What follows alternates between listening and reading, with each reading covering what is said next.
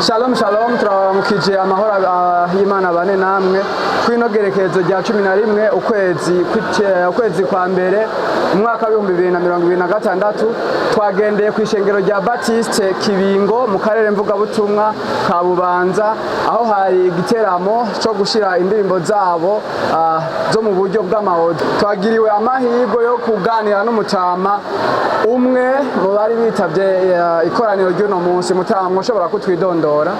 We nitwa Nikarangira Emmanuel. Nikarangira Emmanuel yoba yavutse ryari, afise imyaka ingahe? Yewe ndavutse 65 imyaka rero ubu uje ingana 61.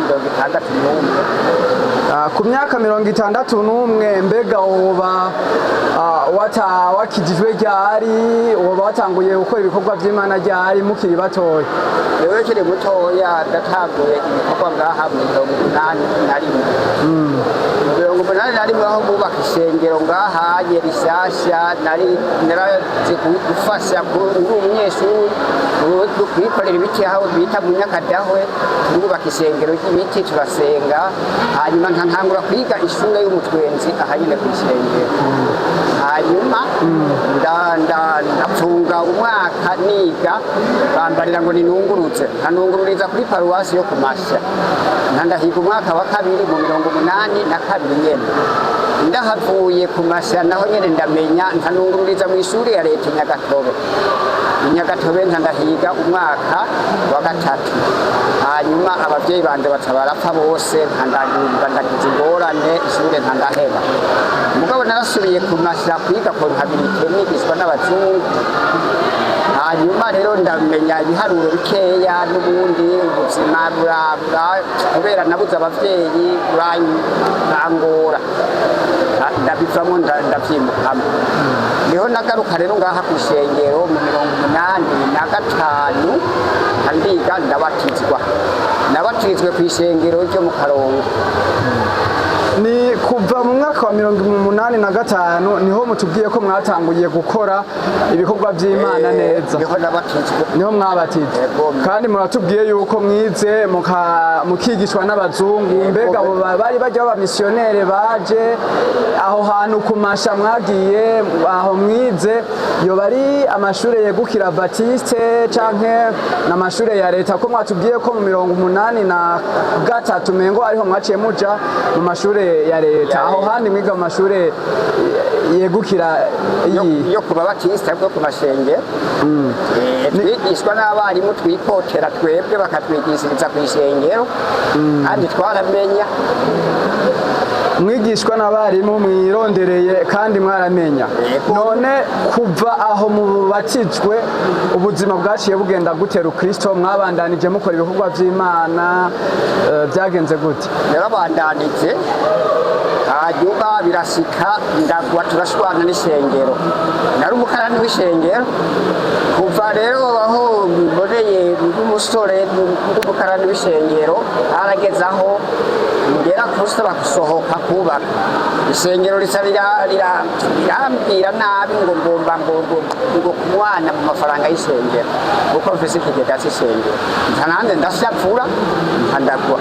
Ni ukuvuga muri ico gihe waciye ukora bimwe vya kontabite wiga ngaha mu ishengero, waciye ushavura umucamuragwa. None vyagenze gute mwiyumvire kugaruka mu ishengero? Izo ngorane zarakemutse, vyagenze gute? Izo ngorane zirakemuka, ishengero ntitwasabanye imbabazi ariko kumwe gusa jewe mugabo nabihevye sinkibibabaye gose umbwira ngaruke mu ishengero n'ukuri kuko mbona ndiko ndegera imyaka yo kuzohava mbamenga ndi umuntu ndiko ndatemba ngenda baze bapfume basengera barabe ngende vyogera. Mu zindi mvugo wumva umutima wakugarukiye ko wosubira gusenga Imana. Mbega kuva ico gihe mwoba mwakoze ubukwe ryari? Mwoba mwakoze ubukwe ngaha mu ishengero biciye mu mategeko canke mwabigenjeje gute? Yewe ubukwe naciye mu mategeko, naciye mu ishengero aha nyene ryari ishengero ritoya, naciye mu paruwasi ya Masha niyo nagiye guhezagirirwa mugabo ku buryo isengero ahangaha twari twashwanye sinahaciye nta muririmbyi natoye naciye nza kugira ubukuru pakandi mugabo isengero narahezagiriwe turambikana impeta n'umugenzi. Uwo mugenzi mwahezagiwe n'ubu unye niwe mukiri kumwe? Ubu turi kumwe mugabo harageze aho bicamo nsanga namuharitse ndagwa. N'ubuzima bwo gusangiza abandi, none umaze kumuharika ubuzima bwagenze gute? Byaciye bigenda nabi gene ndiho isengero naciye ndariho umugongo ndasubira inyuma rwose mugabo uyu mugore agira kabiri twaravanye mugabo ndamufise ko abana batatu, abana ndabemera kandi mugabo ubu dusigaranye n'uwo twagiranye amasezerano. None byoba byagenze gute kugira ngo muvane? Mwarashwanye canke yoba atakiriho? Ariko dawe nyine yaraje kwisubiramo hamwe isengero arireka dawe nyine ko yakoze ibitari byaraza kwiba umugabo w'abandi. Aha rero naje urumva nakwiye ko nzohagarara imbere y'isengero natwe nyine vyangende ariko n'ubu ndiko ndabivugira mu isengero Imana ngira ngo ashoboka kumva imbabazi. Ni ntahe ikomeye yo kwirimbura ubuzima mwarimwo kera. Ni igiki wicuza mu buzima wumva ko utosubiramwo mu buzima gipagani novuga warimwo kare iki gihe cyose gitambutse? Iki gihe gitambutse aho ngwiriye naragiye mu buzima bubi, narageze no gusaba guparangarana mu mutwe ndaza isengero n'ibifisi ishapu ryaransenge ndakira kandi n'ubundi nyize satani nawe bugira goye isengero riramboha abambira ndasubira muhira ndica. None no munsi rero niho nikagatuye ubu ngira nsubiremwo basa nuko uzosubira mbere kumva gusangira mu isengero ize bisabe bibeho bizobisaba usubire kuba mushasha nkuko kuvuga nk'ubu hariho umutima wumva uguhamagarira gusubira nyine gukora ibikorwa by'Imana. Ukuri biye kubandanya nkuko biri uko jewe nararavye umuntu atari mu buzima bw'Imana niyo yitavye Imana bamengana akayabo bataye nta n'isabiso nta n'iki ugaca usanga umengo umuntu nta buzima yarimo.